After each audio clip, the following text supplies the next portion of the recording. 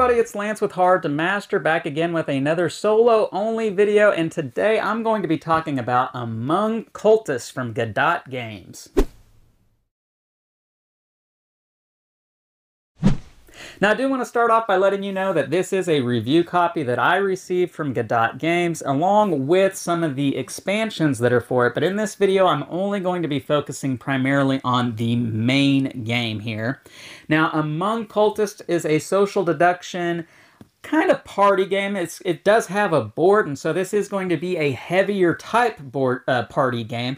Don't even know that I would fully say it's a party game, but it does kind of have that social engagement experience that you do have with party games. And it is a social deduction game in which you are trying to figure out who are the bad guys amongst you, or who are the cultists that are among you, Among Cultists. And this definitely has an Among Us type of feel to the game, if you're familiar with the video game Among Us. So let's go down to the table. I'll show you a little bit about how it works, what a turn might look like, and then we'll come back and I'll share my thoughts on this one and give you a final score. All right, I have Among Cultists on the table. Let me show you this social deduction board game and all the components that you have with it. Now, I don't have everything out on the table that comes with this board game. This is maybe what it might look like if you were setting up for a 4 to 6 player game. If you have higher player counts, the board is going to look a little bit different. You're going to flip some of these tiles over to the other side. There's going to be more rooms that you'll be working with, and more components, but in general, this is kind of what the game will look like for you here. You have these chunky wooden discs that are going to represent the different characters in the game, your pawns, so to speak. You are going to have lots of tokens, lots of cards. You're going to have bags, character tokens, a round board over here. You're going to have some really nice envelopes that you are going to be putting the cards into, that you will be handing out the different roles at the beginning of the game. And really, that's all these envelopes are for, concealing those cards.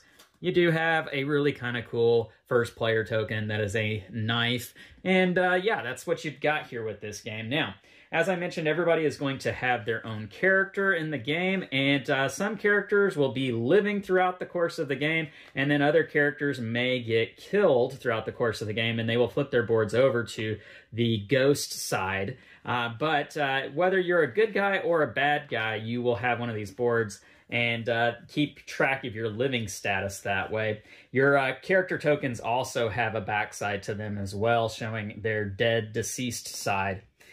What you will be doing in this game, now this game is a social deduction board game, so it's going to have social deduction elements, but you are going to be doing actions out here on the board, trying to accomplish your mission if you're a good guy, or if you're a cultist, you have a different kind of mission. Ultimately, what's going to happen in this game is that players will receive one of the envelopes that I showed you earlier, and inside these envelopes, as part of setup, you're going to have an arrangement of cards. Now, that arrangement's going to change depending on the number of players in the game, but it's going to be some combination of these kinds of cards. Everybody will have a route card, and this route card is just going to signify where you should try to go throughout the course of the game, depending on what round it is. So in this first, 5th, and 9th round, I really want to be trying to get to the blue and green rooms. You can see the color, the outline colors of the different rooms show you the types of rooms, and you'll want to try to follow this route. I'll come back to this in just a minute. But you will also have living and deceased cards. Now, if you are alive, your cards will only look like this. If you are dead, you will have any number of these. But if you have even just one of these, then you are dead no matter how many alive cards you have. Now, as part of setup, someone could start the game being deceased already, and you don't even know it. That's right, there's a little bit of a sixth sense element with this game. You could be deceased and not even know it. In addition to that, you're going to have a role token. Now, most everybody in this game will be a good guy, having the letter M on their token here, and you can see that there are several of these. Lots of them are just generic good guys, but then there are roles that you can play with as you get familiar with this game. I'm not really going to cover that here in this video. Just know that you can spice it up by giving people different roles. You will have some cultists in the game. Now, you'll always have one cultist, but if you have higher player counts, you might have 2 cultists. And this will tell you that you're one of the bad guys. In addition to those cards that I just showed you, you will have some of these success or failure or sabotage cards in your deck. Now, if you're a good guy, you're only going to have these success cards. If you're a bad guy, you're going to have a combination of all these cards. You'll have some good, you'll have some failures, and you have some sabotage cards, which are like ultra failures. Anyhow, you're going to be using these cards to try and clear these rooms that are here on the board. And if you're a good guy, you're wanting the good cards to get in those decks. If you're a bad guy, you want to play all of these kinds of cards because you don't want to play just bad cards. That would give away your identity too quickly. You want to play an arrangement of these cards into the different decks on the table. Now, with that being understood, everybody will keep their role hidden from other players. You don't want anybody to know who you are because if you're a bad guy, obviously you want to conceal your identity. And if you're a good guy, you don't necessarily want to come out and say, I'm a good guy, because then people might not believe you. Plus, the cultists are going to be going around the board trying to knock off certain players. At the beginning of the game, you will do like a night phase if you're familiar with Werewolf or any of those other social deduction games where you have your eyes closed at the beginning to figure out who's who. You will do that with this particular game. You'll reveal the bottom card of your deck, revealing whether it is an alive card or a dead card, but the only people that are opening their eyes at this point and getting to see these cards are the cultists. Now, the cultists will know if there's anybody that's dead, and that'll help them throughout the course of the game. They'll also get to see who the other cultist is, if there is more than one cultist. And if you are playing with a certain number of players in the game, you do have a seer who does get to see who the cultists are. But again, you probably don't want to out yourself as being the seer because you'll get knocked off pretty quickly in the game. Now, with that being the case, let's talk about what you actually do in this game. For the most part, what you will be doing is you'll be doing a movement phase. You'll pass this token around, starting with the first player, who will, again, have this first player knife. And you'll have a movement phase. Everybody will be moving throughout the course of the game. You do have to move, and you move up to 3 spaces. Anything that has a doorway, that's going to be a space. So moving to here is 1, moving to the hallway is 2, and moving to this pink room would be 3. You don't have to move 3 spaces, but you do have to move, and you cannot move right back to the place where you started your turn. After everybody moves, then you're going to see if anybody ended up in the same spot as someone else. And if there is, then that's going to be an encounter. Now, as long as there's only if there are more than 2 people in a room, then the encounter doesn't happen. But if there are only 2 people in the encounter, then you're going to exchange these cards. You'll have cards in your hands because you've been dealt some throughout the course of the game. And if you're a good guy, you'll only have these alive cards, and you'll just pass putting these underneath what's called the pull stack. And again, you'll have some of these cards. They'll be face down. You won't be able to ever see them, but that determines whether you're alive or dead. You would have revealed it at the beginning of the game, showing everybody whether you're alive or if you're dead. And if you're a good guy, when you encounter other players, you'll be passing more of these cards and be entering them in the other player's pull stacks. If you're a good guy, you will only ever pass these alive cards because you have no intentions of killing anybody. You're a good guy. However, if you are a cultist, you'll have a mix of both of these cards, and this is your way to kill the other players. You will slip one of the dead cards into their pull stack, and effectively you have killed that person. Now, they don't know that they're dead just yet, because again, this is like the Sixth Sense, and you don't know you're dead until you discover you're dead, let's say. We'll come back to that here in just a minute. But again, those encounters are going to happen anytime 2 players are in a room by themselves, and there's not more than 2 players. If you've got more than 2, then no encounter happens, unless the electricity goes out, and then there's going to be encounters every time there are players in the same room until somebody turns the electricity back on. Now, that's one thing that's going to be happening throughout the course of the game, but another thing that you will be doing are trying to recover these books. In each room, there are a number of book tokens, and you will be trying to recover them, placing them over here, filling up this side of the board to earn a number of points, and as you earn points, you will be moving this token down the line, and if you get to a certain point, you will have won the game, depending on how many players there are in the game. How you get those book tokens, though, you are going to be having to go to these rooms, and you'll be having to add these success, failure, or sabotage cards to particular room decks. And once you have a certain number in those decks, you can flip these tokens over, and whether it's a check mark, or in this case it says check mark with the exclamation point, or just a regular check mark, that's going to determine how successful you might be in trying to get these tokens. You'll shuffle up the cards that are in the room decks, you'll flip over a card, and if it's a failure, nothing happens.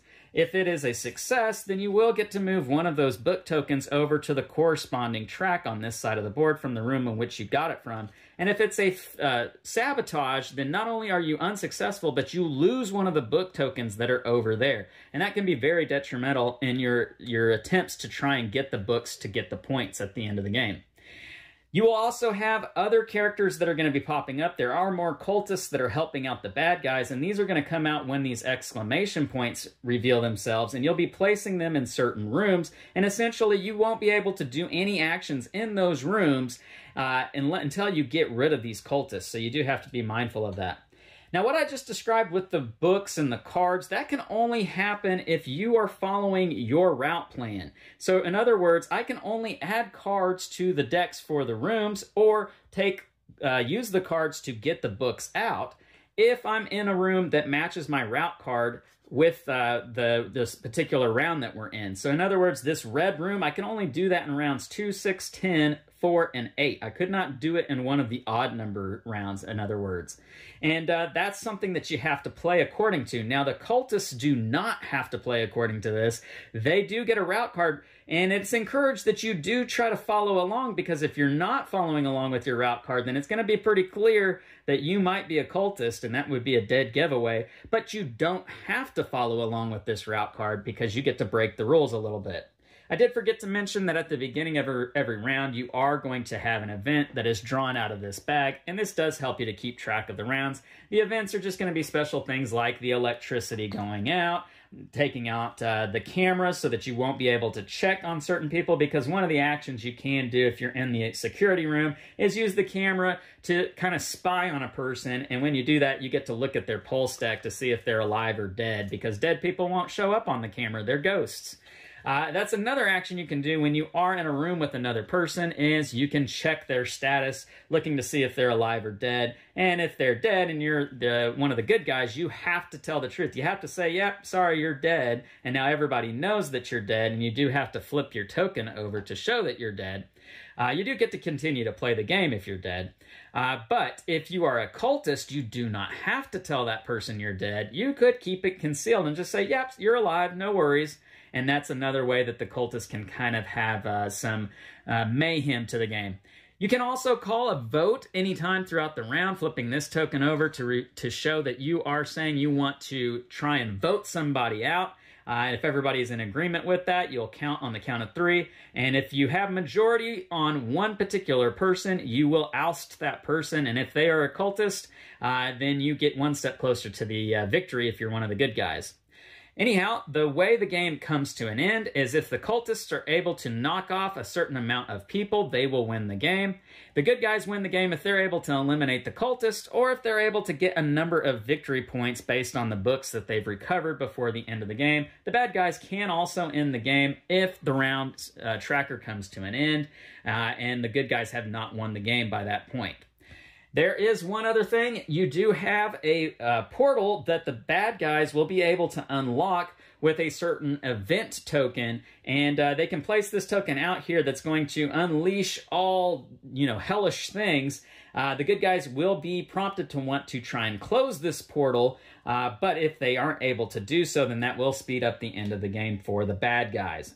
But that's pretty much the gist of it. There are several other rules that I haven't been able to go over, but that gives you a pretty good idea of how Among Cultists works. Now let's go back up top where I'll share my thoughts on this one. All right, so Among Cultists. Now this is, like we've been saying, it's a social deduction game for 4 to 8 players, so it is going to require you to have quite a few players with this one. And this comes in a line of social deduction games that have recently come out. I think the biggest one that people are talking about here in the last 2 years, 3 years, is Blood on the Clock Tower. And this definitely has the same sort of vibe, same sort of feel. And if you're somebody who likes Blood on the Clock Tower, then I think Among Cultists is going to naturally fit right in there with that type of gaming experience. But it does beg the question of, do you need both of those games? If you already have Blood on the Clock Tower, are you going to need to go out and get Among Cultists? Well, let me just go ahead and cut straight to the chase on that one. And I'm going to take the easy way out on this one and just simply say, well, it sort of depends, right? Because if you are somebody who really likes that social deduction experience that you have with Blood on the Clock Tower or with Werewolf or Mafia or any of those other kind of games, but you want there to be a little bit more tactile experience with there actually being a board and pieces that you're manipulating and just sort of that board game experience, then this is where it's at for you because it blends those two things together so well.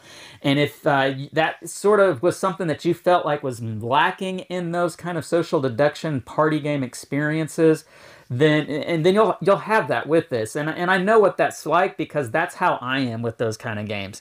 I enjoy them, and they're things that I like doing when I have the right group of people to do them with, the right environment. But it doesn't scratch that itch of just wanting there to be that tactile strategy experience that you have with something that you can see that's in front of you. It's all about that social element of trying to read people and picking up on what they're saying or what they're doing, facial expressions, that sort of thing. And as somebody who works in psychology, you know, I'm a licensed marriage and family therapist, I dig into that sort of thing already as it is. But every now and then, I want there to be that tactile strategy experience with something on the table.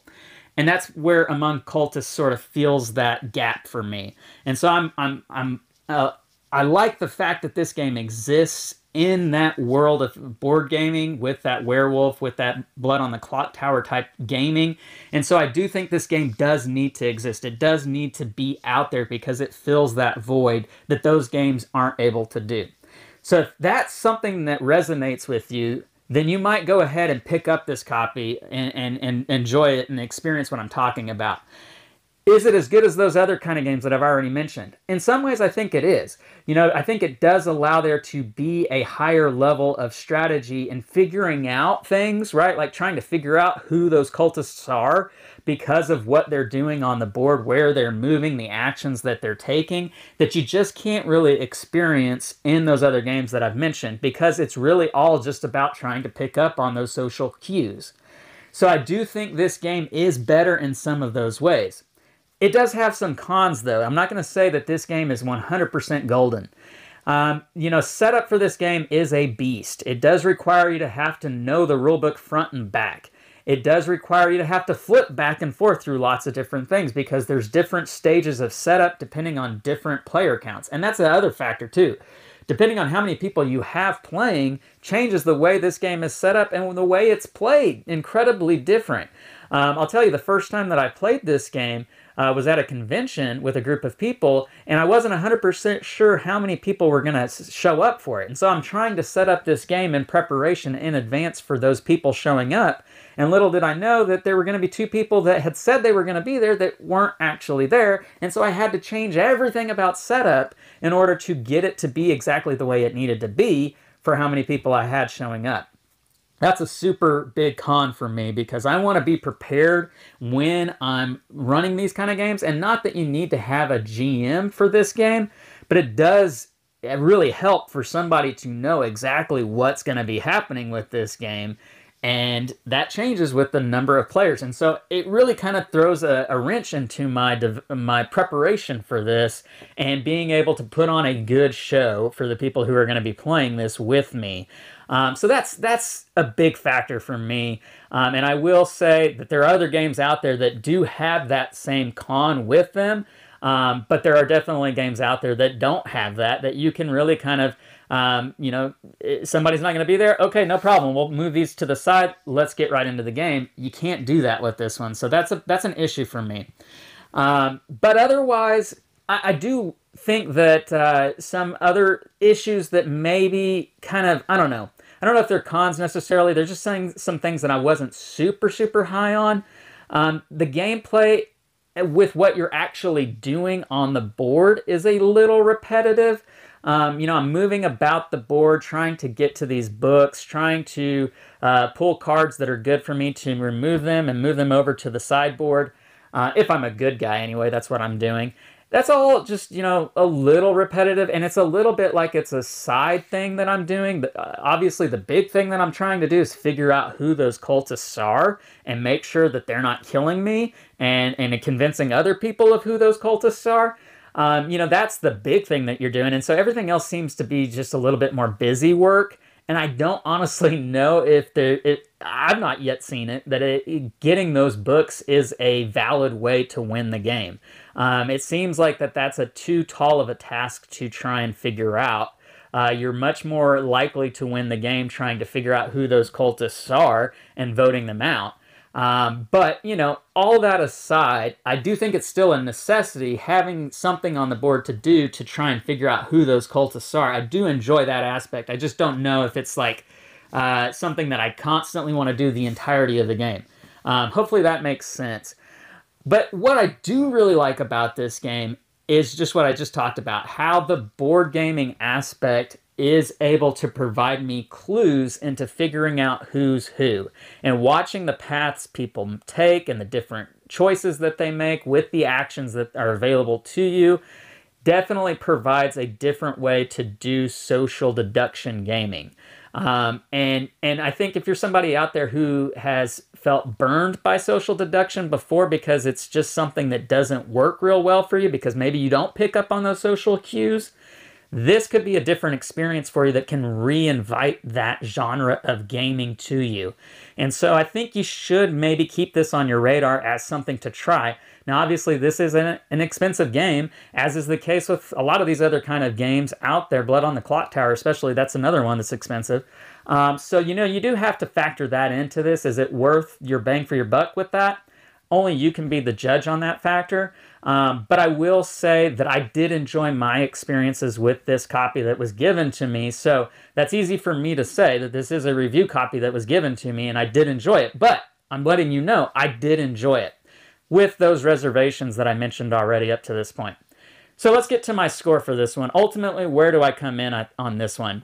Well, in comparison to Blood on the Clock Tower, Werewolf, all those other social deduction games, I think this one definitely does provide something incredibly unique, does provide a way to scratch an itch that those other games can't, and so it's going to be very favorable in my eyes for that. I'm going to give it a 7.7 in just a scale of terms of 1 to 10. And just so you out there at home know, to me, an average board game would be somewhere in maybe like 6.5 to 7. So this is definitely above average. An outstanding, out of this world board game would be a 8 and above, and obviously 10 would be like the best game ever of all time.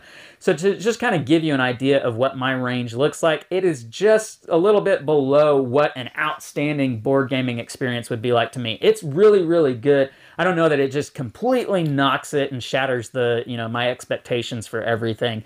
But nonetheless, it is a really, really good game. So that's where I'm coming in at on Among Cultists from Gadot Games. Leave me some comments down below. Let me know what you think about this game, if you've tried it, if you've tried some of the other games that I've mentioned in this video, and where this one falls in line with those other ones. If you like this video, please, please, please hit that thumbs up, subscribe to the channel, and hit the bell icon to be notified of all of our great new content. I'm Lance, and this is Hard to Master, where we take a look at games that are hard to master. We'll catch you next time.